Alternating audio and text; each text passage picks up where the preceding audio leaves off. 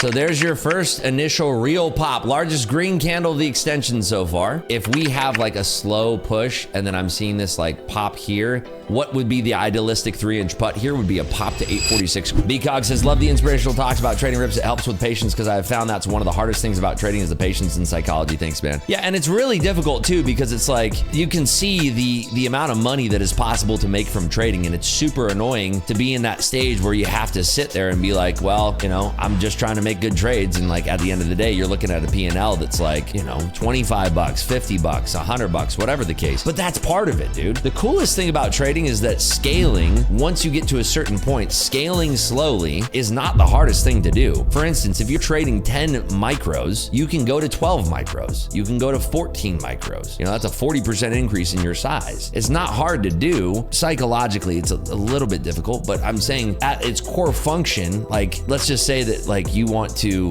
rise the ladder and become higher at a corporate position, like you're gonna take on more responsibilities. Technically, the job will get more difficult. As a trader, the difficulty increase comes from your psychological ability of handling larger numbers and more capital. Yes, it's much more difficult, right? It's much more difficult. Why didn't I make $72,000 on this trade? Well, besides the margins and everything, I'm not willing to risk that much money on this type of trade. It's not that type of setup. It's a quick momentum trade, which by the way, looks beautiful now. Absolutely gorgeous. The point is that if you get really good at making good trades, to get yourself raising your pay scale is not the most difficult ask. In fact, it's probably one of the few professions in the world that you really don't change much in what you're doing to make significantly more money. Do you see what I'm saying? Like if you're a 10 micro trader, let's just say you're a 5 micro trader, going from 5 micros to 7 micros is a huge increase, right? It's 40%, a 40% increase in your pay. Not that difficult to click the button differently. You know what I mean? It's not that difficult. 40% increase in your pay, crazy, right? Hey Rips, I've found success with props over $20,000 in payouts this year and profitable. Have you felt much difference on the emotional side with personal, not size, just real money? Yeah. Here's the thing though. I'm never going to be able to answer that question in a way that will make sense to a lot of you out there because I always started with my own personal capital, right? 11 years ago, I only started trading on props in 2023. And I did it because my group, the group that I created, we were specifically day trading, momentum trading, and scalping SPY and SPX options. And so when people were getting smoked because it's extremely difficult to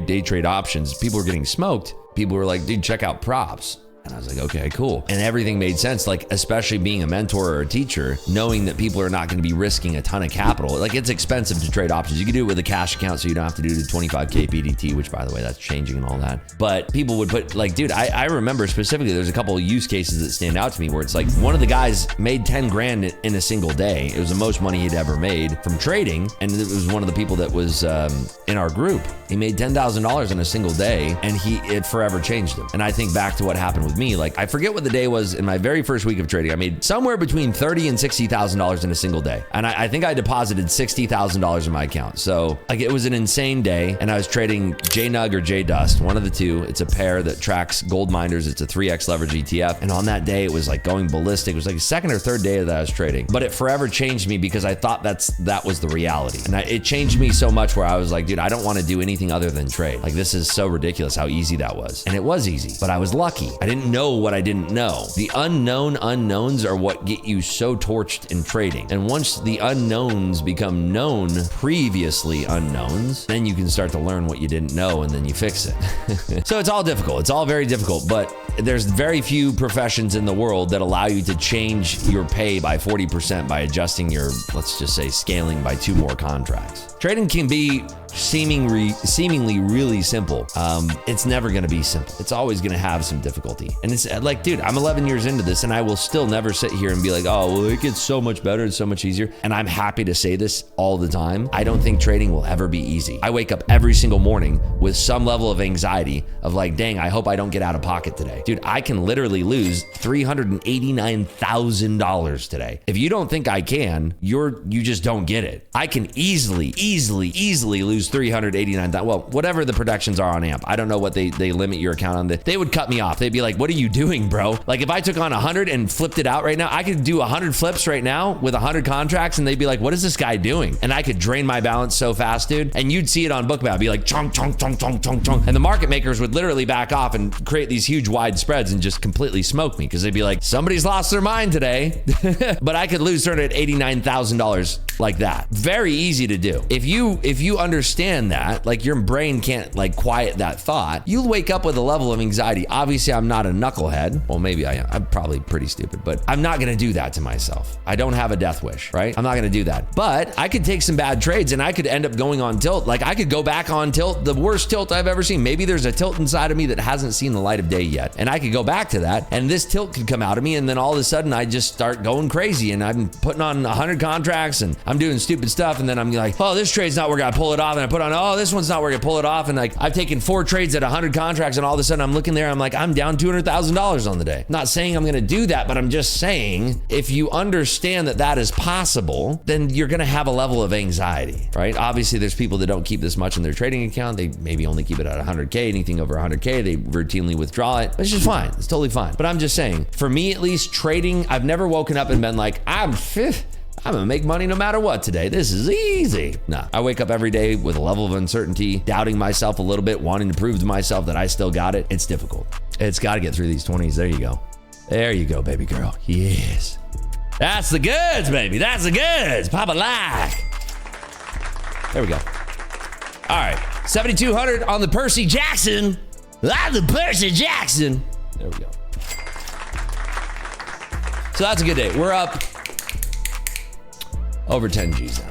That was a signature rips trade. You better believe it, baby. Imagine if I wasn't trading any props too. Probably would have been like a 25K trade. Maybe 30 even. I don't know. I probably only sized in like 25 contracts from those toppy tops. There's your pop. Okay, what did we say? What did we say? I said there's gonna be a pop. It's gonna get some shorts first, right? Watch, watch, watch. Here's the pop. We probably trade to 64.60, maybe even 64.72 here, but let's see. A lot of shorts are gonna cover here, right? We talk about this. This is why we talk about it. So there's your first initial real pop, largest green candle of the extension so far. This is where I don't want you folks to get into trouble. If you're flat right now, there's 2 areas that you want to be watching. Number 1 is up there at 846 quarters where the yellow dotted line is. It's also the previous month high. And then also Monday's high. Monday's high is gonna be less respected versus the previous month high, of course. What would be the idealistic 3-inch putt here would be a pop to 846 quarters, a huge overhead supply rejection, and then back down to Monday's high. That would be your 3-inch putt.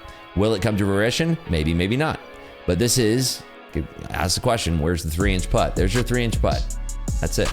Is everybody flat right now? Please tell me you're not trying to battle it from the consolidation. First consolidation after a news print is the worst time to be trading. Find that patience within. Wait for that 3-inch putt, baby girl. You got this. You got this. Love it. Love it. Flat as a pinky. I love it. Okay, look. Look where we're heading. Look where we're heading. As if Ripsy himself said it. Locked out until the open. There you go. Flat the whole time. And that's okay. That's okay. Wow, there are some people front running that. They're going to get clapped. I'm telling you. Long from the iceberg on the icing on the cake. Gotcha, gotcha.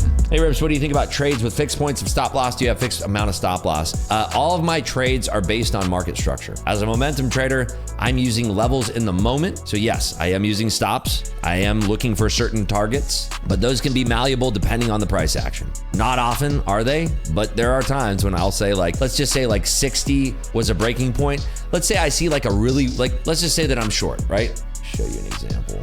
I mean, let me just move this aside. Okay, so I'm short from here, right? And my stop is here.